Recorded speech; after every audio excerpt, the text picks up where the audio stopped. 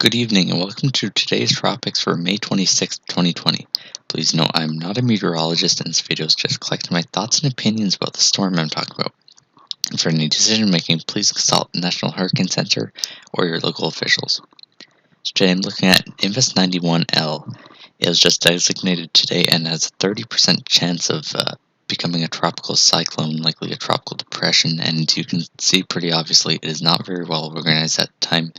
It consists of a trough at the surface draped across part of Florida and to the east of that and into this area of convection.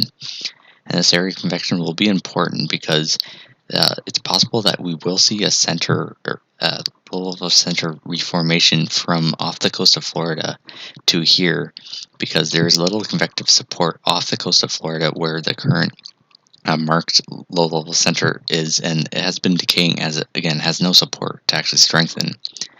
And as the trough still exists and is in this region, we might see an actual, more well-developed center form in this area where convection is bursting and where convection is likely to continue to blossom as it is in a generally favorable environment. And if we do end up seeing that, we will see likely higher chances of tropical cyclogenesis as there's a more reliable area of convection in which 91L can develop. But of course, this is not a sure bet, so we shall see in the next 12 to 24 hours. As usual, the water vapor imagery conveys a really good picture of what's going on around Invest 91L. As you can see to the west of it in the eastern Gulf of Mexico, there's slightly negatively tilted upper trough, and this is causing there to be generally upper levels southeasterly or south-southeasterly flow over Florida, which is around the boundary between this upper trough and this upper ridge, which is downstream of this upper trough. And this is where you're seeing a lot of the convection from just the east of Invest 91L's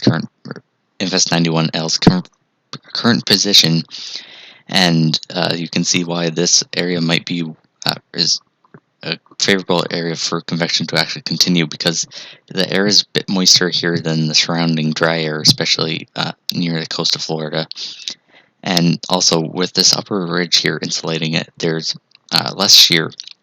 So if there's a center reformation here, it might be able to have a better chance of development as it is under this area where convection can continue to support it and tighten it and let it become a tropical cyclone.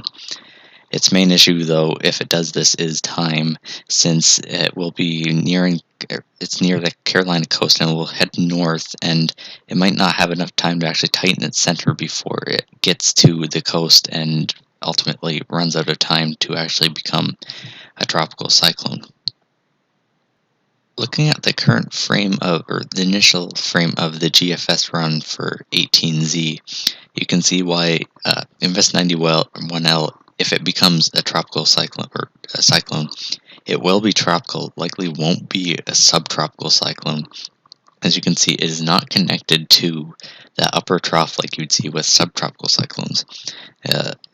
The upper trough is up here to the east or to the west of the system, and even in this position over Florida, which is well east or well west of where GFS ends up actually relocating it.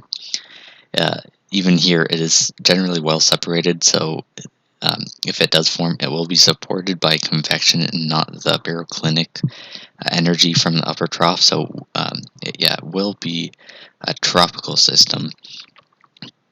But it depends if it even develops at all, and that is indeed what the GFS does later.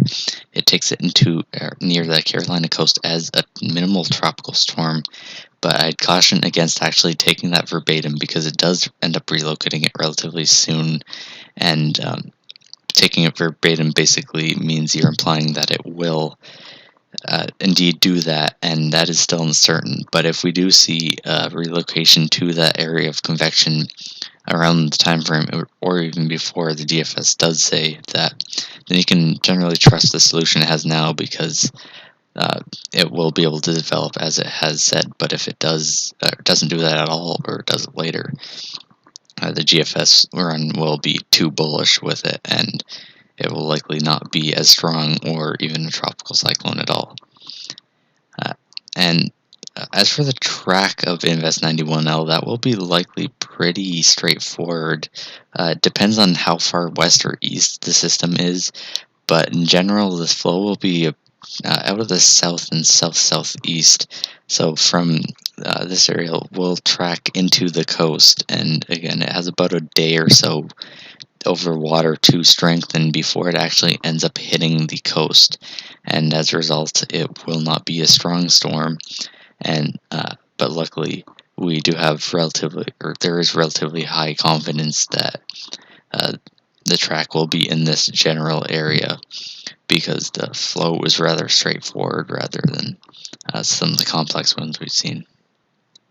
Whether or not we actually end up seeing a tropical cyclone form out of this, the main impact will not be something like wind, but really mostly the big impact here will be rain as 91L comes into the coast, as well as rip currents. But you can see that in the next 3 days there'll be a few inches of rain that will hit some of the North and South Carolina. It is getting close to those regions that have been hit pretty hard in the last week or so by an upper low that dumped a lot of rain.